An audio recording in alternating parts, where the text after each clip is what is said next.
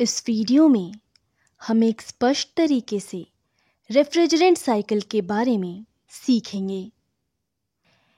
HVAC में कई प्रकार के AC होते हैं, लेकिन किसी भी AC का काम इस रेफ्रिजरेशन साइकिल के आधार पर होता है।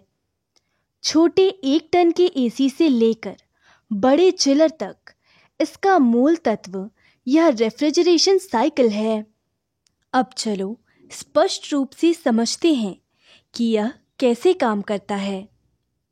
इस साइकिल का महत्वपूर्ण कार्य है गर्मी को अवशोषित करना और गर्मी को निरस्त करना। तापगतिका के कानून के अनुसार हम किसी भी पदार्थ को ठंडा नहीं करते हैं, हम केवल उस सामग्री से गर्मी को हटा देते हैं। जैसे ही गर्मी हटा दी जाती है, वस्तु ठंडी हो जाती है। इस साइकिल को हीट पंप साइकिल भी कहा जाता है। इस साइकिल के माध्यम से हम उस क्षेत्र से गर्मी को हटा देते हैं जहां हमें ठंडा करना है। इस साइकिल में गर्मी को हटाने के लिए हम इस साइकिल में रेफ्रिजरेंट का महत्वपूर्ण उपयोग करते हैं। सबसे पहले इसके घटकों को देखते हैं। इस साइकिल में 4 महत्वपूर्ण घटक होते हैं। वे हैं कंप्रेसर, कंडेंसर, एक्सपेंशन वाल्व और इवापोरेटर।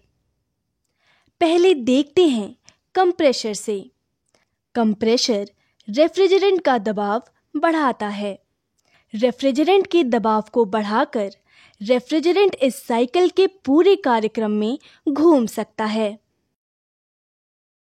रेफ्रिजरेंट निम्न दबाव, निम्न तापमान और वार्षिक स्थिति में कंप्रेसर में प्रवेश करता है।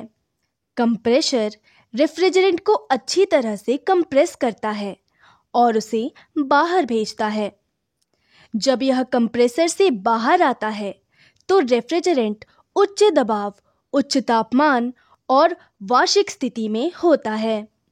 कंप्रेसर के बाद रेफ्रिजरेंट कंडेंसर में जाता है।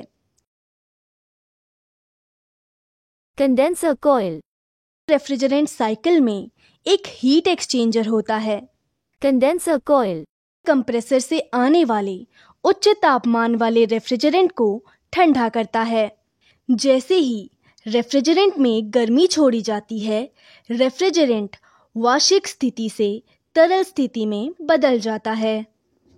अब यह कंडेंसर से उच्च दबाव, कम तापमान और द्रव रूप में बाहर आता है। अगले रेफ्रिजरेंट एक्सपेंशन वाल्व में जाता है।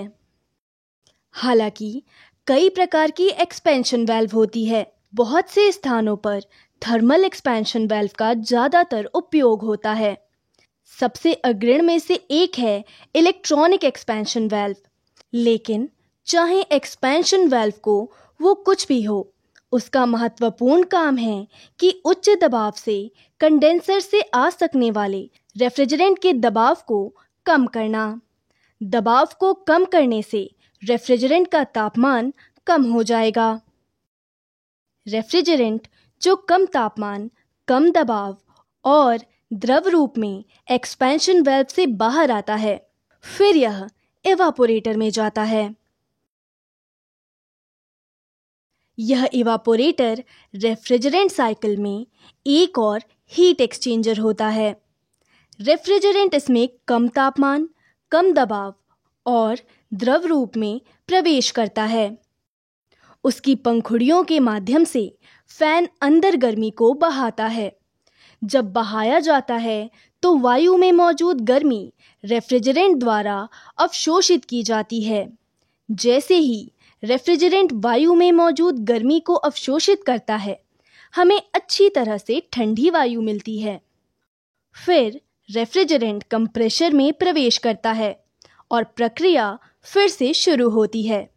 यही है कि रेफ्रिजरेशन साइकिल कैसे काम करती है।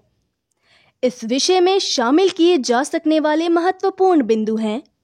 रेफ्रिजरेशन साइकिल में 4 कंपोनेंट्स होते हैं: कंप्रेसर, कंडेंसर, एक्सपेंशन वाल्व और इवापोरेटर। कंडेंसर और इवापोरेटर हीट एक्सचेंजर के रूप में काम करते हैं। कंडेंसर में गर्मी को अस्वीकार कर दिया जाता है और बाष्पीयकरणता में गर्मी को अवशोषित कर लिया जाता है।